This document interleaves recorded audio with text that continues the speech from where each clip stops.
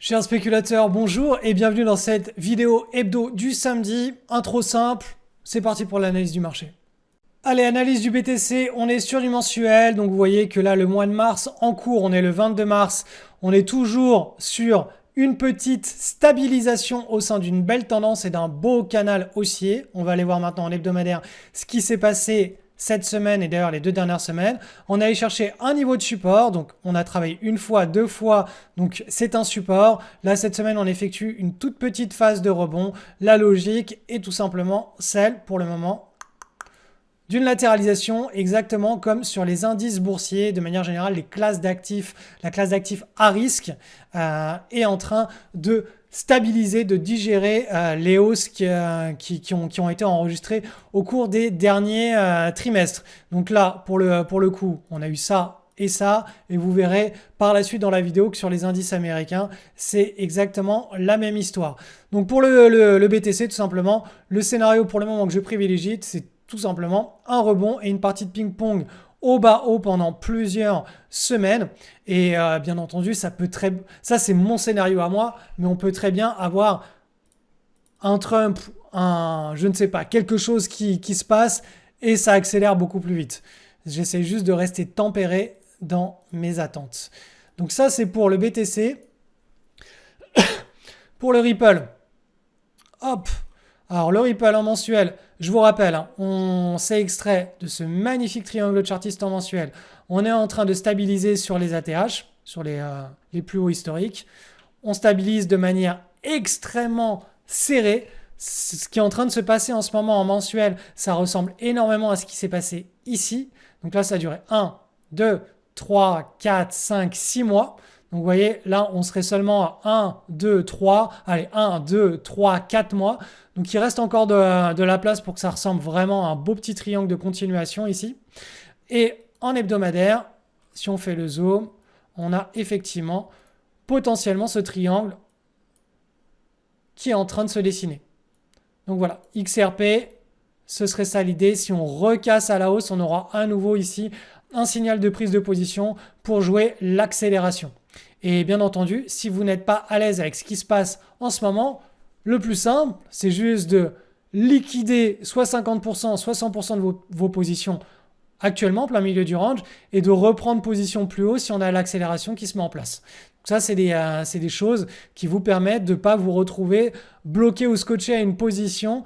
Alors, c'est réservé aux gens qui savent spéculer, mais voilà, dans cette caste-là, chez les gens qui savent spéculer, il y a cette potentialité de tout simplement sortir quand la tendance se stabilise, sortir, on retire une grosse partie de ses plus-values ou l'intégralité et on attend tout simplement un nouveau plus haut avant de reprendre position. Allez, l'ETH Ethereum, on est en mensuel, toujours ici en train de travailler ce support. Donc on verra dans une semaine comment clôture cette bougie en mensuel. Ce qui serait bien, c'est qu'on revienne clôturer proche de l'ouverture. Comme ça, on aurait vraiment un joli chandelier qui pourrait nous annoncer, comme c'était le cas ici, un niveau de rebond, un niveau de support, surtout qu'on est vraiment sur un beau niveau de support. Et donc la logique à long terme, je vous rappelle, on est dans ce canal haussier, on est en plein milieu, on est en train de latéraliser là. Et si on casse vers le haut, on aura cette accélération. Là, on est entre guillemets en stretch vers le bas. Là pour le moment, ça, c'est un stretch. Donc, la réaction la plus logique quand ce genre de choses arrive, c'est une réaction de rebond. C'est de la volatilité, c'est comme ça. Après, d'où est-ce que la tendance va émerger de cette consolidation? L'avenir nous le dira. Mais voilà, moi je reste très positif. Tant que le BTC, notre leader, est en bull market, je reste sur cette histoire de sortie vers le haut, ce qui validerait une énorme tasse et anse. Donc là maintenant, on va passer sur l'hebdomadaire pour analyser ce qui est en train de se passer ici aux alentours du support. Donc en hebdomadaire, ça se stabilise. Donc vous voyez, on est ici. Ça fait 1-2 semaines qu'on est stabilisé. Donc là, c'est vraiment très très positif. Il va falloir maintenant que tout simplement, on travaille ce petit pivot et qu'on vienne ensuite le casser pour activer la séquence de rebond. Donc ce serait une éventuelle épaule, tête, épaule, boum, on casse et on va chercher plus haut.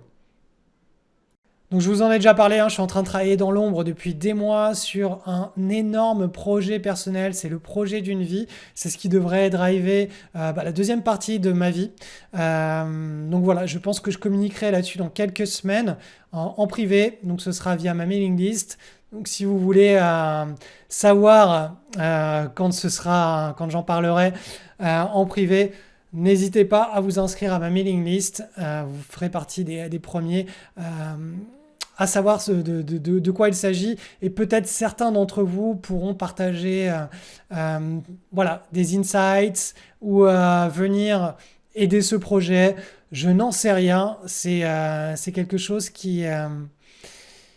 vous verrez quand j'en parlerai. Bref, inscrivez-vous à la mailing list si vous voulez savoir de quoi il s'agit dans quelques semaines ou quelques mois.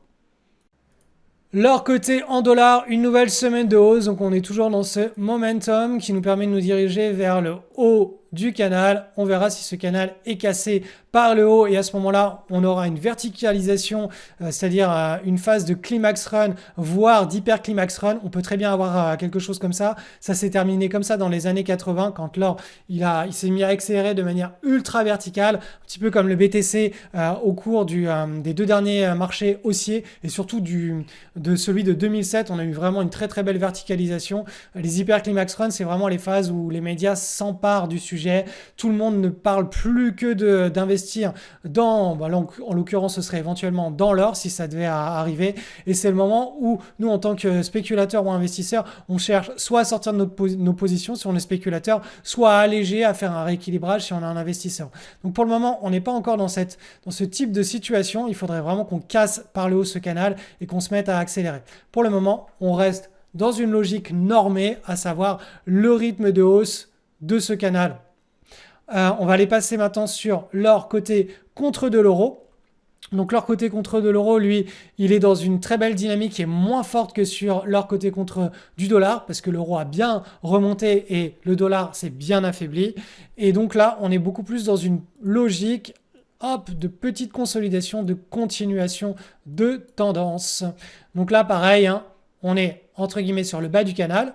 On est en train de travailler le bas, donc on aura un potentiel de hausse plus importante qui viendrait tout simplement d'un rééquilibrage de l'euro, donc d'une rechute de l'euro face au dollar. Donc si l'or ne bouge pas mais que l'euro chute très fortement, eh bien l'or face à l'euro va se mettre à monter mécaniquement puisque c'est un jeu des paires. Donc je vais tout de suite passer à l'analyse de l'euro contre le dollar pour vous expliquer cette histoire.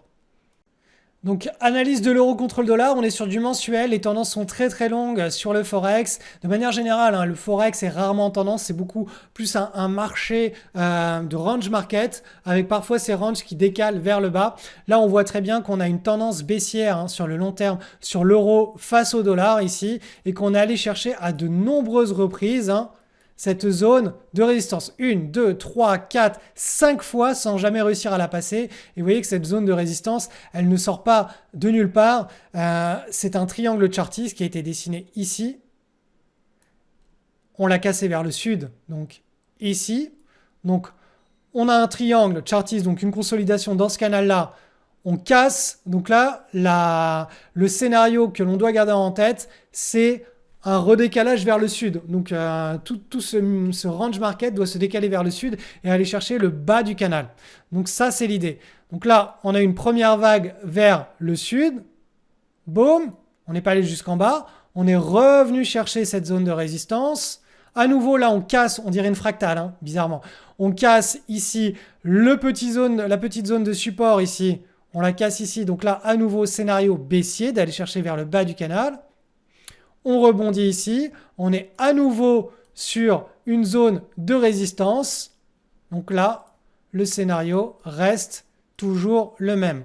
On est sur le haut de ce canal baissier et on vient chercher des résistances. Donc là, pendant les prochaines semaines ou les prochains mois, on pourrait travailler à de nombreuses reprises cette résistance, mais on garde à l'esprit que tout simplement, on est dans un flux. Donc un flux vendeur, c'est tout simplement quelque chose qui peut très vite dévisser. Qu'est-ce qui invaliderait ce scénario ?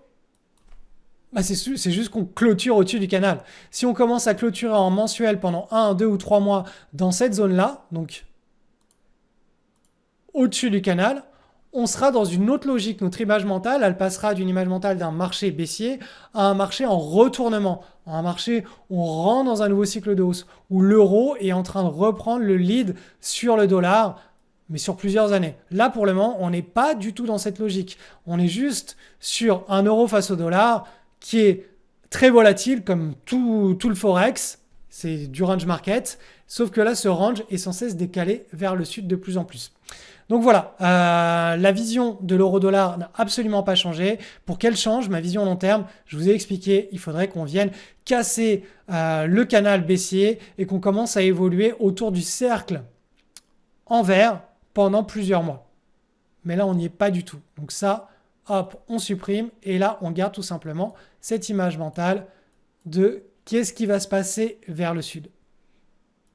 Analyse USP 500, on est toujours sur le bas du range. Regardez, la semaine précédente, on avait fait ce dip, on était revenu. Donc ça, c'était un signe très fort qu'un potentiel support était en formation. Et là, la volatilité commence à se calmer. On est toujours sur ce support. Donc là, le scénario privilégié est tout simplement une partie de ping-pong du sud vers le nord. On latéralise et puis après, on verra la direction que reprendra la tendance de moyen long terme. Donc bien entendu, vous me connaissez, l'idée c'est toujours de garder cette image mentale. Quelle est la tendance de fond? La tendance de fond, vous la connaissez en regardant le mensuel. On est sur une extension de bull market. On a encore du potentiel pour aller chercher loin en termes de temps et d'amplitude. Et ça, c'est basé sur les 3 flèches ici qui sont les 3 flèches des 3 derniers bull run, des 3 dernières vagues impulsives depuis la grande crise financière de 2008. Donc on a encore pas mal de temps et d'amplitude devant nous. Et donc en hebdomadaire, à plus court terme, on se rend compte tout simplement qu'on est dans une consolidation, une latéralisation. Donc il n'y a pas besoin d'aller chercher très compliqué quand on fait de l'analyse graphique. Parce que j'entends j'ai lu des commentaires qui disaient non mais c'est trop simple, je préfère avoir des indicateurs dans tous les sens, avoir des lignes, des machins, etc. Croyez-moi, j'ai fait ça pendant des années. J'ai été analyste technique, j'ai remplacé quand j'avais la vingtaine des analystes techniques professionnels en salle des marchés. Voilà, je vois très bien à quoi ressemble et je sais très bien faire des analyses graphiques très compliquées, mais à la fin, le but c'est de simplifier et d'avoir une vision claire des choses. Donc, la vision claire, c'est 2 unités de temps longues. Vous définissez la tendance sur l'unité de temps la plus longue et sur l'unité de temps inférieure, vous définissez des zones pour savoir où est-ce qu'on est. Est-ce qu'on est sur le haut d'un range? Est-ce qu'on est sur le bas d'un range potentiel? Est-ce que ce range il s'inscrit dans un marché baissier? Est-ce que ce range s'inscrit dans un grand marché en range? Est-ce que ce range se met en place dans un fond de bull market? Voilà, il n'y a pas besoin d'aller chercher des informations plus complexes que ça. Déjà, rien qu'avec ça, la bourse n'est pas simple. Alors, si vous commencez à mettre en place des indicateurs, des ratios de Fibonacci, des structures qui sur une unité de temps dit une chose, mais sur 2 unités de temps supérieures disent l'inverse, etc., vous n'allez jamais vous en sortir. Donc essayez de rester le plus simple possible. La bourse, c'est pas du tout une science exacte, c'est juste une lecture de la psychologie des foules. Et si vous demandez à un enfant de 4 ans de vous dire... Vous lui mettez ce graphique-là, vous lui dites, est-ce que tu penses que ça va continuer à monter, à baisser ou à latéraliser basé sur ce que tu vois? Il va vous dire, bah là ça monte, donc en principe ça devrait continuer à monter. Un enfant de 4-5 ans. Ensuite, vous lui mettez ce graphique-là et vous lui dites, basé sur ce que tu vois, est-ce que ça va continuer à latéraliser, à monter ou aller vers le sud? Probablement, il va vous dire, ça va continuer à faire ça. Il faut vraiment aller sur des choses simples. Parce que là, on est sur le SP500, mais après cette analyse, il va falloir la cross-market. Il va falloir aller sur le Nasdaq, sur les indices européens, etc. Donc, essayez d'être le plus simple possible, de manière à ne pas être confus. Ensuite, on passe sur le Nasdaq. Le Nasdaq, on a la même lecture. En hebdomadaire, on est sur un range. On est là, cette semaine, sur le bas du range, on a une volatilité qui est extrêmement faible. Vous voyez que cette semaine-là, on n'a quasiment pas bougé. Donc là, potentiellement, partie de ping-pong du bas vers le haut. Ensuite, dans quelle image mentale s'inscrit cette partie de ping-pong? On va sur l'unité de temps supérieure et on est sur un bull market. c'est assez clair. Ça monte. Donc, cette image mentale de partie de ping-pong, elle s'inscrit derrière dans un flux qui est positif, qui va vers le nord. Analyse très simple, pas besoin d'aller mettre encore une fois des figures chartistes, des noms de figures chartistes, des indicateurs, des divergences, restez simple, vraiment restez simple. De toute façon, l'analyse des indices, elle n'est pas là pour vous faire prendre position sur les indices boursiers, elle est simplement là pour vous faire comprendre que si les indices boursiers montent, il va y avoir des opportunités sur les actions. Si les indices boursiers se stabilisent, il y aura beaucoup moins d'opportunités sur les actions. Si les indices boursiers chutent, comme ça a été le cas en 2022, boum, marché baissier. Ici, crise financière de 2008, marché baissier. Implosion de la bulle technologique, 2000-2002, marché baissier. Ces trois marchés baissiers-là, concrètement, il n'y a rien à faire, il faut rester cash. Ça ne sert à rien d'essayer d'aller trouver les actions qui vont monter pendant ces séquences baissières. Vous ne trouverez rien, il n'y a pas de magie sur les marchés financiers. Encore une fois, ceux qui vont vous dire « Non, non, si, il y a plein de choses à faire là pendant ces conditions », bah, franchement, tant mieux pour elles, mais statistiquement, vous pouvez lancer des tonnes et des tonnes et des tonnes de systèmes de trading différents. Vous pouvez regarder ce que font tous les meilleurs hedge funds du monde entier pendant ces phases de marché baissier. C'est toujours extrêmement complexe d'extraire de la plus-value. Il y a très peu de liquidité, il y a beaucoup de volatilité. C'est des mouvements qui sont extrêmement erratiques. C'est exactement tout l'opposé de ce qui se passe dans un marché haussier où les mouvements sont faiblement volatiles, ils sont très directionnels, il y a une très belle psychologie, une très belle vision des choses qui s'installent. Les fonds institutionnels ont confiance, les hedge funds peuvent lancer leur modèle de trading et exploiter ces inefficiences de marché. Donc c'est assez clair, on a grosso modo, trois types de marchés. On a le marché baissier, il n'y a absolument rien à faire. Le marché qui est en vague impulsive, c'est là où on s'éclate. Et le marché en range qui est un petit peu plus délicat, c'est ce que je vous mets en bleu là, où à chaque fois là, on peut avoir des faux signaux sur les actions pour en avoir un peu plus et il faut savoir rester sur la défensive, il faut savoir rester cash, il faut accepter qu'il y aura moins de rentabilité ou pas de rentabilité pendant ces phases-là, mais que les screeners peuvent nous retourner des opportunités. C'est là où c'est un peu plus complexe, ces phases-là, là, en bleu, parce qu'on peut avoir des screeners qui nous retournent des opportunités, mais ces opportunités n'auront pas des espérances de gain qui seront extrêmement intéressantes. Donc il faut savoir, si on décide de les exploiter, ces opportunités, d'adopter un money management qui soit défensif. Donc si habituellement, pendant les phases d'impulsion, vous êtes sur du, 0,7 ou 1% de risque par trade, eh bien pendant ces phases-là, de marché en range, vous allez carrément diviser par 2 ou par 3 votre money management. De manière à ce que si vous prenez des faux signaux et des faux trades, vous allez en avoir beaucoup plus qu'habituellement, eh bien ça va être avec des sommes qui seront très petites. Et ça, votre track record, votre equity curve, elle va justement se stabiliser ou baisser très peu comparativement à ce que ça aurait pu être si vous aviez le même money management que pendant les phases d'impulsion.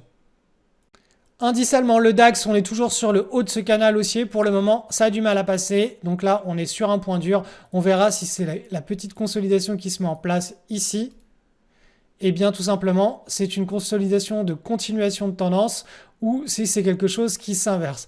Dans tous les cas, hop, voilà un petit peu le scénario auquel il faut s'attendre. Ça colle avec ce qui se passe sur le marché américain. Le marché américain, on devrait latéraliser pendant quelques semaines à quelques mois. On est potentiellement dans un sell in May and go away, donc la saisonnalité ça se vérifie pas chaque année, c'est juste un dicton qui se vérifie sur certains backtests, qu'il est de manière historique, plus intéressant d'investir entre octobre et mai, et entre mai et octobre, il y a plus de volatilité, il y a moins de tendance. Bien entendu, il y a plein d'années dans lesquelles ce dicton ne se vérifie pas. En tout cas, là, ça pourrait être éventuellement quelque chose qui se vérifie, on verra. C'est pour faire parler les foules. Encore une fois, nous, tout ce qui nous intéresse, c'est que là, on est en train de latéraliser et on verra si on arrive à dégommer ou pas le haut de ce canal et qu'on commence à verticaliser la tendance sur le DAX ou pas. Sur l'indice CAC 40, La logique est un peu différente. On a cette petite consolidation qui se met en place comme sur le DAX, mais on n'est pas en zone de surchauffe. Je vous rappelle que la zone de surchauffe, elle serait beaucoup plus haute. Elle serait là sur le haut de ce canal. Donc on a un petit peu plus d'espace sur le CAC 40. Et encore une fois, là aussi, ça se met en place dans la même logique que ce qui se passe sur les indices américains. Sauf que la partie de ping-pong ici, elle a lieu sur des bandes qui sont pour le moment beaucoup plus serrées. Donc voilà, ce serait plutôt ça qui serait attendu au cours des prochaines semaines.